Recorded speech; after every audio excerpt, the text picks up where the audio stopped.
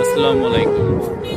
এখন আমরা যুক্ত আছি সৌদি আরব প্রথম মক্কা শরীফের সামনে, হারাম শরীফের সামনে জিন মসজিদ নামে একটা স্থানে। এখানে যে লোকগুলো দেখতেছেন প্রত্যেকটা লোকই বাংলাদেশের নাগরিক।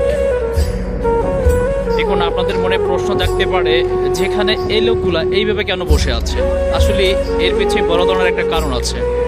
কারণটা হচ্ছে প্রায় 1 তারিখ থেকে শুরু করে কিছু এই লোকগুলা বাংলাদেশে যাওয়ার জন্য কোনো উপায় না পাইয়া, ঠিক আছে, এদের না আছে ইকামা, না আছে কাজ, না আছে থাকার জায়গা, তো এরা কি করবে? তো এরা এখানের যে দালাল চক্র আছে এদের সাহায্য নিয়েছিল।